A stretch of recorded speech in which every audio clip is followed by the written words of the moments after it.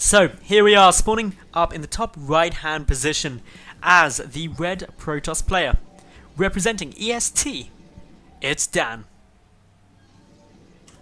And his opponent down in the bottom left, the blue Zerg, representing two bros, Daniel. Now, I'm not sure if I am the only one here who finds it quite confusing that it's Daniel versus Dan. It's like a battle of the schizophrenics. It's gonna confuse me. Thank goodness they're not both called Dan. I cannot shorten Daniel's name to Dan. It's gotta be Daniel and Dan. Otherwise my brain will be confused.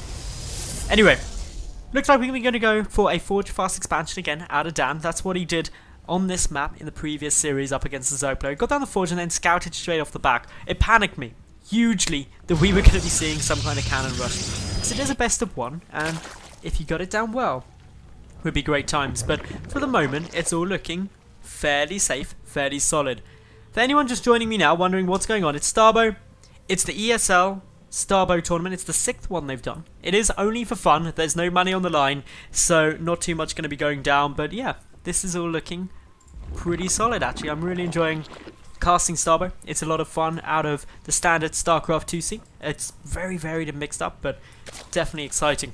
For the moment, Daniel opening with at spawning pool first. Gonna go and try and take a hatchery soon, but Dan, his probe is gonna go down there. Gonna try and take that out pretty damn quick. So, just harassing, poking, prodding. Oh, the hatchery gets down just in time though. Nice control by Daniel. And Dan is just left having to zap away at it, trying to get some damage done. Probably not gonna achieve too much though up against the hatchery. Back at home, photon cannon coming out defensively for the time being. And yeah, this is all looking fairly sweet. We've got the Nexus on its way down too, so just a standard Forge Fast expansion. Cannon first makes him a bit safer, and the reason that Cannon first came down is because he saw the spawning pool. There's always the possibility that you're going to get some Zerglings knocking at your door, and you don't want Zerglings knocking at your door unless you got a cannon there. Even if I had a cannon there, I think in reality I'd never want Zerglings knocking at my door, ever. It'd be kind of a terrifying experience, but that's a bit off topic. For the moment, the Swarm Queen just going to be looking at the probe. Hasn't enraged yet, of course. One big difference for Queens compared to StarCraft 2 is that they can't attack unless they use Enrage, which costs 25 energy and only lasts for 20 seconds. So not too much time there, but the two Lings going to be more than capable of pushing back this probe. The probe will unfortunately die, doing his utmost to get away, but every time he turns, just a little chip. One more hit, and bye-bye, Mr. Scouting Probe. Ouch. So, Nexus on its way down, not too much else there. The first gateway is done. Getting our Zealot. That's going to allow us to complete the wall off. Just be really safe. Daniel moving in with his Overlord. Going to get some nice scouting information down, but not too much really getting achieved, getting taken down as of yet. Just sitting quite nice, quite comfy. Gas is getting taken for both players. I believe Daniel got his gas down for Acne sooner. Yeah, he's already mining. Getting up that 60 mark. We do, of course, have Kadarian's Citadel. I cannot say that word for the life of me, and I don't know why. But yeah, this allows Nexi to start chrono boosting and also use Rift, which recalls units from anywhere on the map back to them, up to 5 units at a time. So it's really nice for harassment. We've got the Hydra Den coming down as well from Daniel, of course. Hydras on Hatch Tech for those of you new to Starbow. They're so slow off creep though, it takes them forever to get anywhere, so they're not very good offensively. That's the important thing. First Dragoon following on from this. We've also got, actually not too much else coming down for the moment. Just sitting here quite comfortably for the time being, just getting down the Dragoon. Third hatch is also on its way.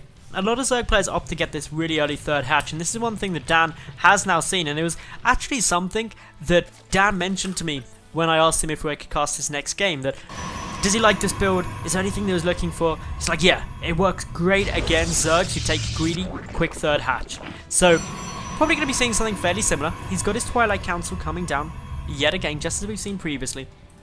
Twilight Council, of course, allows you to get down these Stalkers. That's something which is missing. It's not just standard Stargate, Cybernetics core tech. You've got to get down the Twilight Council. They've got Blinker standard though, so you don't have to research that. The Twilight Council for the moment hasn't been seen. The Dragoon, though, going to be able to take out this Overlord. Going to supply block Daniel too. He's got another one in production, but it's a bit of a awkward supply block because even after that Overlord comes out, it's still going to be pretty close to the mark. So quite likely to see an additional Overlord get started pretty damn soon.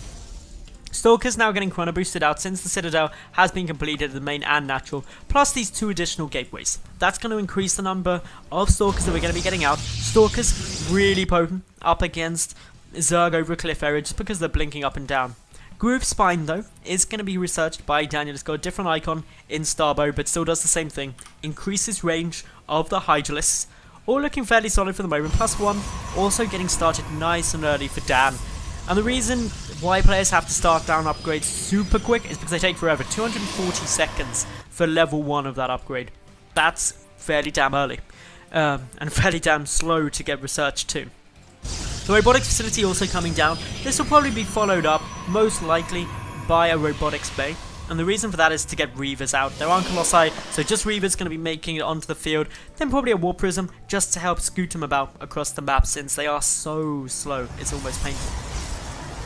Of course, more Stalkers getting chrono boosted out. Decent number of them now. They don't deal that much damage. They are seen by a scouting Zergling who does his mission well. Pulls back with the Hydras, just getting a more defensive position. Worth noting that there isn't yet Hydra speed, so they are painfully slow. Just everywhere. Of course, they don't get bonus speed on creep. It's something that I forgot to mention. No Zerg units do in Starbow. Stalkers though moving in now, going to be able to take down this Swarm Queen nice and quickly. The Hatchery also potentially in a little bit of trouble. Going to take quite a while for it to get taken down. Daniel unfortunately seems to be experiencing some lag. I hear it's a new ability in Starbow for Protoss. I joke. But yeah, this is still looking good. Hydras coming down from the top. They deal a lot of damage. Impossible for these Stalkers to engage against the Hydras when they are attacking from the high ground. Once you start getting high ground advantage, it becomes huge. High ground advantage reduces hit chance by 50%. That's like absolutely monumental. So even though Stalkers up against Hydras are bad anyway, high ground Hydras would just annihilate them. It would be painful to watch. So yeah, this is all going pretty cool at the moment. Things looking fairly sweet. The Reaver is getting produced for the moment. Big damage. Warp Prism will need to follow it up. We've also got Singularity Charge, which increases the range of Dragoons by 2. Hydras for Daniel, decent number of them out, but he supply blocked once more after losing a couple of Overlords there to those Stalkers. He is getting 5 more out though, so that should level out. +1 attack, finished, completed by Daniel with +1 carapace, still a fair way off. So yeah, everything is going pretty sweet for the moment. Double Evolution Chamber is going to be coming down, so double upgrades going to be starting. The Observatory also on its way out now for Dan. That's going to allow him to start producing some observers and everything will look all nice and happy and those sort of things. But for the most part, it's just the Stalkers poking according to their pace. You're going to take out that Queen. It's frustrating. You can't have more than 1 Queen per hatch. A couple of drones going down too. The Stalkers moving up onto the high ground. Probably can't trade there either. They're just more of a harassment unit in Starbow. Moving down, they're going to blink down onto the low ground here. So we're trying to get away. 2 unfortunately get trapped, so will go down. And with a Spine Crawler there too, another one getting very low on health. So only 2 managing to break it out. Workers killed though, 6 taken out, and therefore good damage done. Chromatic Drive coming down, increases warp speed of Warp Prisms just as it does in StarCraft 2. And with some more gateways being added on, this is looking to be a pretty cool transition coming out now from Dan. Just going to be pumping out a lot of tributes very quickly. Although for the moment, we're not yet seeing the Templar Archives, which has just been started that we saw in the last map. Meanwhile, Spire is coming down for Daniel, so he's going to be transitioning up into Mutalisks. Something we haven't seen too often, or we haven't seen quite a bit of Mutalisks in games I've cast, but how it interacts with this army, we'll have to wait and see.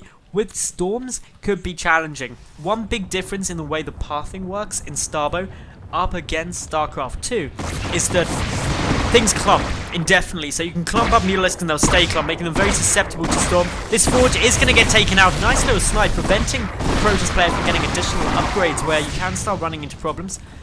Reavers just shuffling.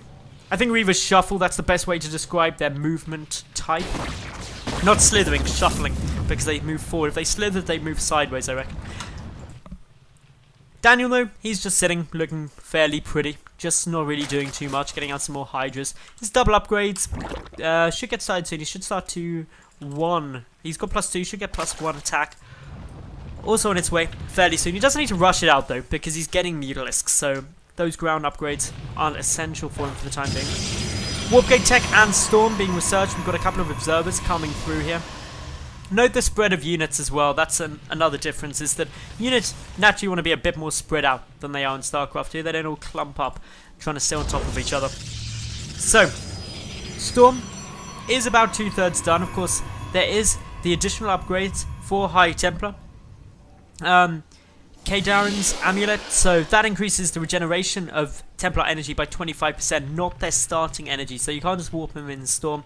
Warp Gate tech, still getting researched, but Dan now moving out across the map. He's got a decent supply advantage. His army supply nearly double that of his opponent, with only a couple of Mutalisks there, not looking too threatening as of yet. The Reaver's coming down, no Storms for the moment, but the Scarabs still dealing big amounts of damage every time that they get a hit through. The Hydras and Mutas trying to chase down that War Prism. The High Templar coming in from behind. A couple of good storms in this choke could be devastating. The Dragoons trying to work their way through those Mutalisks, getting some good damage done already. First storm goes down, but a lot of damage being done to those Zealots. Another good storm. The Hydra's getting fairly low. The push continuing on forward. The Reavers are going to get dropped. War Prism gets taken down, but not before the Reavers are down. That means nice Scarab hits, 2 big storms, and the Hydra count really going down incredibly quickly. The damage still coming in nicely. The enraged Storm Queen trying to take out these huge Dragoons as fast as possible, but there's a decent number of them here. A High Templar stood at the back with enough energy for another side storm if needed. Could go down on that ramp, dealing damage to any Hydras to come through. But the third hatch now of Daniel looking to be in a bit of problems. These Dragoons slowly chipping away at anything there. The Observer, just in case we saw any lurkers. Good storm down on the mineral line, takes out a good number of drones. 10 workers now being killed by Dan so far. Daniel down to just 60 odd supply. He is really in a tough spot. He's nearly taken out all of these Dragoons though. And Dragoons don't fare that fantastic up against Hydras. They only deal 50% damage because of the armor type and attack type. And that really reduces a lot.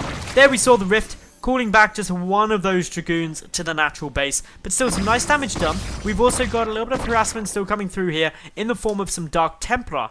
There isn't any Spore Crawlers here. The only Overseer making its way slowly up, but already a few drones are getting taken down.